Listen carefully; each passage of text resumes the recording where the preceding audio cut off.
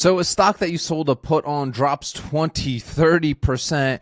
You're assigned. You can't sell covered calls. What do you do now? Trust me, I feel your pain, and we're going to be talking about that today in today's video. And if you drop a comment down below, you're going to get my new ebook, VIX for Option Sellers. This is a key number to be understand, especially as an option seller in the volatile markets that we are trading in right now. Just drop a comment. I'll send that over to you. While you're down, I would appreciate you hitting that like and subscribe button. And of course, I hope you guys are having an absolutely God-blessed day. But yesterday, guys, I was inside of our Facebook group, and there was an incredible conversation happening. And I definitely recommend you guys join us. It's nice to see other people. It's a free community. The link will be in the description of today's video. You'll see it, or just search Option Selling Mastermind with Peter Pru on Facebook, and you can join us here. But there was a great conversation happening. It's like, hey, you know, I'm in SoFi down 20%. I'm in HIMS down 40%. 20% of my portfolio is in cash. You know, what do I do? I'm scared with the war going on, the job loss, right?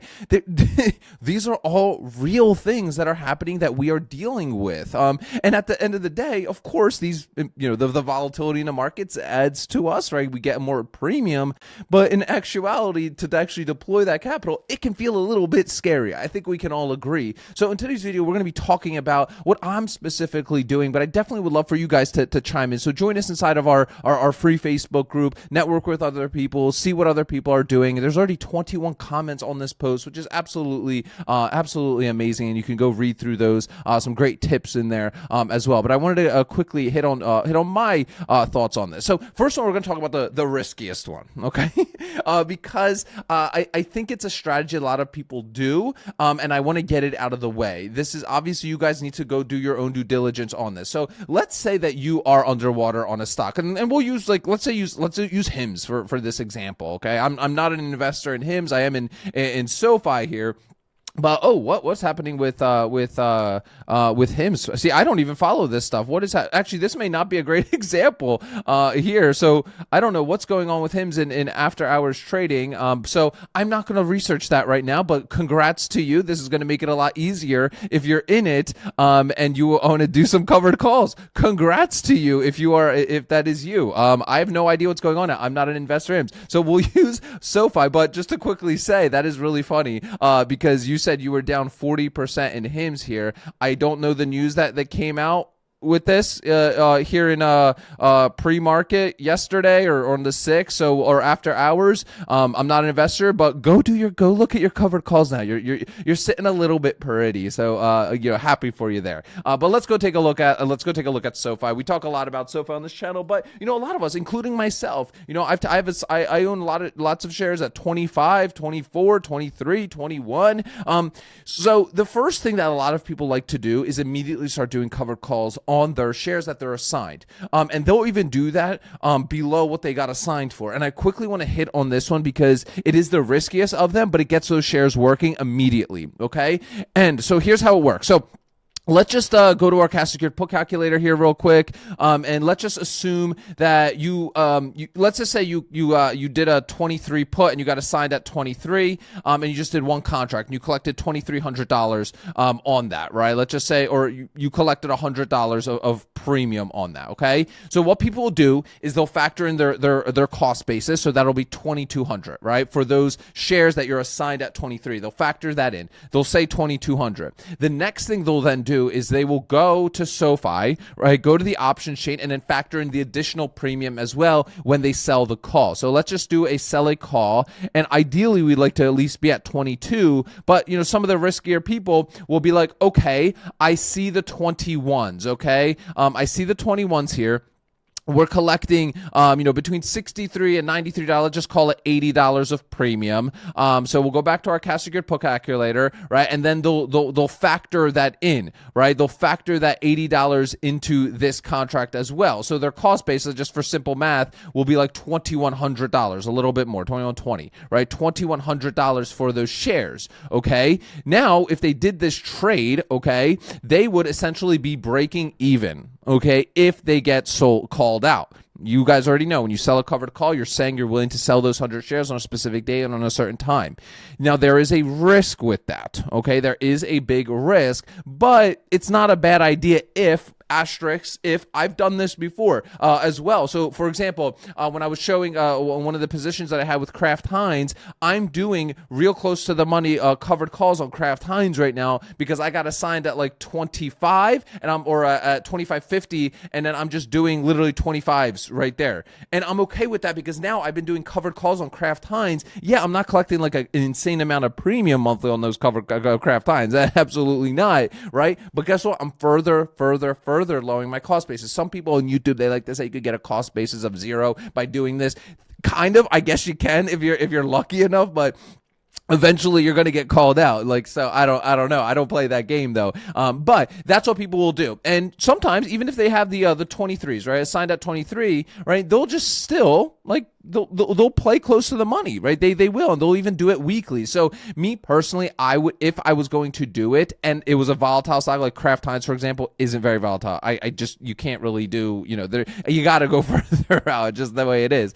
But I would do like shorter dated stuff and then look at it here because it's less likely. No, we know with SoFi it could be insane, but it's a little bit less likely to for something to happen. And like in this case, I would do the 22s. Right? And let's just crack this one open. A 17 delta, so very unlikely to happen. Collecting $25 of premium here, right? And actually, we'll toss this into the cover call calculator. So premium collected is 25. Our strike of the option, our purchase strike price is $23 a share. Our strike of the option, we said, is the 22s, right? So that would be, let's just say we lose about $100 if we sell our shares here, but we're getting a premium return of 1% in a 13-day period, okay? Now, your return would be lower here.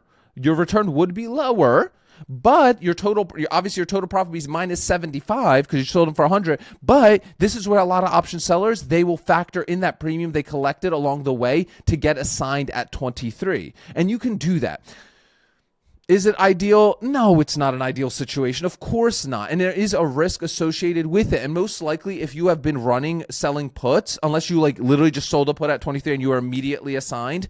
SoFi, it was like your first week and you're like, shit, I got assigned on SoFi. I feel for you for sure. Welcome, welcome to sell an option. There's risks in everything in life. And this is part of the process. But you can, so yes, you would lock in a loss if you end up selling your shares here, but it's only $100 or $200. How many shares that you're actually doing? Well, less, right? It would be $75. But most likely, if you've been selling puts on SoFi, you've made more than $75 of premium along the way. So you can always factor that into it. Okay, you can, but understand that when you sell that call, I say this all the time. When you sell that call, fam, you are assume you are selling those shares because trust me, the burn will be a lot lighter, okay? Now, you could even go up to the 23s and you're just collecting less premium. There's nothing wrong with that, too, collecting $15 of premium on the covered call, right? And yeah, you're not going to be spoiled, right, to the point where you're like, oh, I'm collecting 4% a month or 3% a week on SoFi. Yeah, but look, it's less likely to happen, right? And our strike of the option is 23, so now at least you're breaking even and getting about, a little over 0.5% every 2 weeks. At least you're getting those shares working and further lowering your cost basis. So I would say look at that. Look, if you can go at least at your purchase strike price and get the shares working for something, it's worth it. If it's like 0.5% every 2 weeks or 0.5% a week, even maybe, right? At least you're getting those shares working. You're not just sitting there holding them, okay? Now, most of you, and me included, I have in one of my accounts, I'm assigned at like 25. There's, SoFi, it has been getting beat up. There was a few days last week that I could have run some cover calls, but I'm kind of just, my strategy right now is like, I'm just selling puts. I have like a 17 put in on SoFi. I'm like trying to just lower my cost basis. Like that's I've mentioned that's like an option all the time is like just lower, further lower your cost basis by selling more puts and collecting more premium.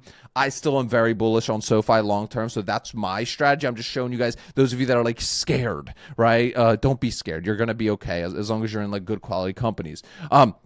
But like, for example, the 25s, right? I'm not really getting anything here, right? Even if I go out 34 days, I bet you there's really, $18. Like, I don't know. A lot can happen in a month, though. That's the issue with doing a strategy like this. I'm not rushing. Now, if I was trying to rush to get rid of my shares that I got, I would do it. But like, To me, like with a company like SoFi, I don't want to sell, right? So, but with Kraft Heinz, for example, I'm like, I kind of want to get rid of I'm like in between, right? So now, what am I doing with Kraft Heinz? Well, with Kraft Heinz, I'm just able to do my covered calls monthly on this thing, and then like let's go take a look. I actually haven't even looked at that position in a while because I have like a 45 days out. Okay, well, nice. Okay, they were up 3% on that day, so who knows? Maybe I even sell my shares at 25, which is fine because I've been lowering my cost basis for the past few months that I've been assigned here, and it's kind of just been peaks and valleys here for the past three. Actually, it's been way more than 3 months. I've been holding those shares since like last year, and that's fine. I'm just selling them close to the money. It's not a great premium, but it's okay because now guess what I'm doing? I'm collecting covered call premiums monthly or every 45 days, unfortunately. And then I'm also collecting the premium from the stock as well. A lot of people don't factor all of these income streams into the play, right? They're just like, oh man, I got to sign this stock at this price, and now I'm scared and I want to get out. Well, in actuality, like this is why I don't mind getting assigned, especially a stock I like, and especially a dividend payer like Kraft Heinz. Now, I do have a lot of uncertainty. I'm not going to go and dissect why with Kraft Heinz, but there is things that are coming down the line for Kraft Heinz that I don't necessarily want to be a part of. I don't like trading the news and stuff like that. It's important to see what's going on, but I don't like trading news. I like to stick to my dividend kings, my dividend aristocrats, and all of that good stuff. And especially, it lessens the burn a little bit when you're selling calls and you're also collecting a 6.5% dividend as well. That adds up, right? We're long-term investors here, guys, right? We're not short-term day traders and stuff like that. I'm long-term. Any asset that I buy or I sell put on, I want to own it. I want to sell covered calls against it. If I make money selling it or getting in and out of it, that's fine. But I do not classify myself as a day trader, but it does lessen the burn, and it's nice that I'm at least collecting that dividend on top of those covered calls premiums, because that adds up a lot. Even if you're doing 45 days out over the course of a year, you're doing pretty well with a nice dividend yield like that. So that's why I primarily, with the Ark Options Strategy, focus on dividend kings, aristocrats, boring stuff, some of the income ETFs. A lot of the stuff that I do with this kind of bucket is all income investing strategy. So if you want to learn more about that, especially if you're a beginner, attend the Ark Options Strategy Workshop. You're going to get my full trade log template that you see on your screen right here. Keeps yourself nice and organized, and you're going to get these two calculators that we're using in today's video as well. It's 90 minutes. I promise you it's going to be well worth your time, especially if you're a beginner and you want to set this kind of system up for yourself. Click that first link in the description of today's video, guys. Remember, sell options, collect premiums, repeat. I'll see y'all tomorrow.